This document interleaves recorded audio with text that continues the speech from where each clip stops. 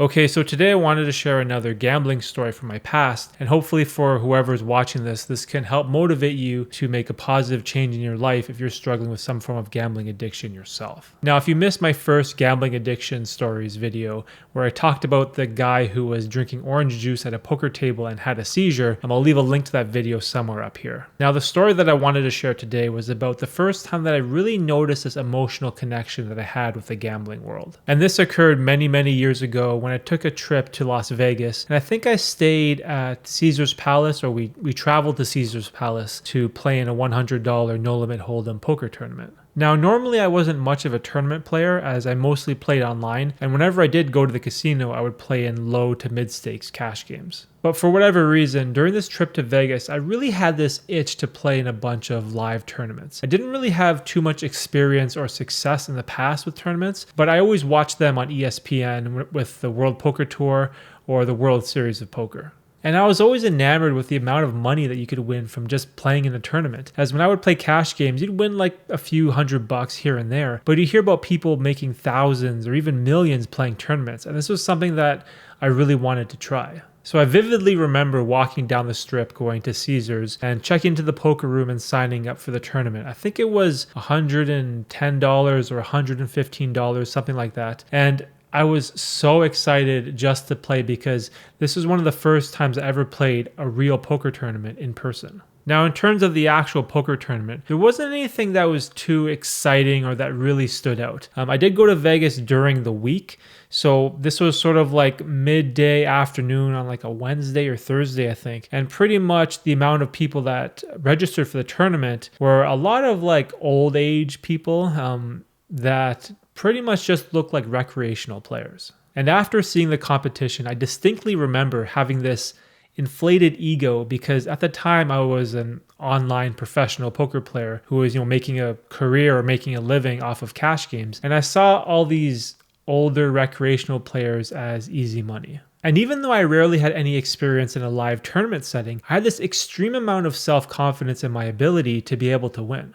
And with that confidence came an unreasonable expectation for success, where I thought that whatever game I played in, I was going to win money. And when you're young, you kind of lack perspective to notice when you're developing a gambling addiction. And this was sort of developing behind the scenes over the years as I continued to play more and more. Now, in terms of the tournament, I think there was roughly 200 people or so that entered, and the structure of the tournament was pretty standard with the amount of chips you would get and the rate at which the blinds would escalate. So we're talking about a tournament that would finish in like 8 to 12 hours, not one of those ones that would take multiple days. One thing that I do remember from the tournament was how easy it was for me to build up my stack and win a bunch of pots. As a lot of the players there, they weren't really good, as this was the early 2000s when the poker boom was really happening. So there was a lot of amateur players who didn't, quite really understand the game, but they're just playing for the fun. And I pretty much just played my game and took advantage of the players that were worse than me. Now, to make an extremely long story short, I pretty much just cruised to the final table. There weren't many eventful hands, or I weren't in many spots where I put my chips at risk. I pretty much just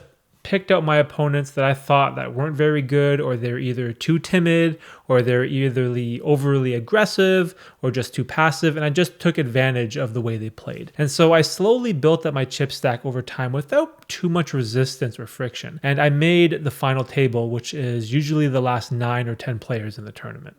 And this is where things got really interesting because I actually recognized one of the guys at the final table. I think I saw him on ESPN during one of the World Series of Poker segments. And for whatever reason, I can't remember if it was his facial features, his mannerisms, or even just like the way he talked, but I distinctly remembered him from some episode that I saw on TV. And this put this idea in my mind that he was probably a player that was really good and I have to be careful of. So my game plan was to be very cautious whenever I was in a hand or a pot with him. And this wasn't too hard because I remember he was sitting directly on my right. So I had position on him in a point where he always had to act before me. So whenever he would get into a pot and I had a mediocre hand, I could easily just let it go. And the final table was pretty much a dream scenario, as me and him were winning all the hands of the table. We were eliminating all of the shorter stacks, and we were kind of avoiding each other and not getting into too big of a confrontation. But it was a very strange dynamic because I think he realized what I realized about him, and we kind of developed this almost oddly positive table banter where we sort of talked about hands that we weren't involved in, and we sort of developed respect for each other's game. And after that, things went completely downhill for me. As we got down to 3 players, it was me, him, and this older guy across from us. And so I think at this point, we all had about the same chip stack. We were pretty even in chips. And now there weren't many situations where I could just avoid him anymore. Now I had to fight for every single pot possible because the table was shorthanded and the blinds would keep coming around. And this next hand really caused my downfall in this tournament, where I started to spiral out of control. And I remember me and him were in the blinds and the third person was on the button and he folded. So we were forced to play heads up, where he was a small blind and I was a big blind and I had position on him. I can't remember exactly how the action went before the flop, but he either called or raised. And I think I had a hand like king, queen, or king, jack, and I called. And the flop came down something like king, 10, 3, no suits. So I pretty much had top pair kings with a half decent kicker. I think it was a queen or a jack, and he let out and bet and I called. The turn was a insignificant card, something like a 4, and again he bet and I called. And then the river came an ace, which might not be the best card, but now I obviously don't have top pair to the board, and he checked. And so I remember really thinking about this position. I was just thinking about maybe checking back. If he has an ace, obviously I lose, or maybe he makes some random 2-pair, I could lose as well. But I just felt like in a 3-handed game, blind versus blind, having a hand like king, queen, or king, jack, now having second pair to the board, I probably have the best hand. So I remember trying to make a small value bet to just try to extract a little bit more chips from him, because maybe he had a hand in the middle, like something like a middle pair, and I could extract some value from him. But what happened was he actually check raised me and he moved all in, which really surprised me because this was something I didn't expect at all. Like, I knew he was an extremely good player, but I didn't even think that this was like a possible move based on the line that he took. And so I was stuck with a decision where originally I thought I had the best hand pretty much the whole way, and that him checking the river was him just conceding the pot. And now that I bet and to try to extract a small amount of value, he put me in a very tough situation for all my chips. And I remember going into the tank and really thinking things over. And this is where I made a massive mistake. And I gave him too much credit for being a really good player. Or maybe I just thought he had it. I'm not entirely sure how my thought process went. But eventually, I was pretty disgruntled and I folded. But what happened was he showed me his hand face up. And it was like queen 6 offsuit, pretty much queen high. So he was bluffing every step of the way, and he just pretty much did an amazing check raise against me on the river to apply pressure, and he forced me out of the pot. Now, this hand really crushed my confidence and hurt my ego. And even though I knew he was a good player, just something about the way he showed the queen high, kind of like to rub it in my face, it really destroyed my confidence and hurt my ego, which got me emotionally invested in the game. And after that hand, I pretty much lost all my confidence and couldn't do anything right, as my chip stack started to dwindle, and I just felt like I couldn't make any correct decisions, and I started to lose every single pot I played. And eventually I did pick up a pair of 8s, so pocket 8s. I did move all in, and that guy who was really good, he called me with ace 10, I believe, and the board ran out ace high, giving him top pair, and me getting eliminated in third. After getting eliminated, I remember standing up just feeling totally dejected. And I walked over to the cage to get my payout for third place, which isn't too bad. Finishing third place in a $100 poker tournament, it was like a pretty good payout. I can't remember exactly what it was, but I remember I felt zero happiness in my heart at all. It didn't matter that I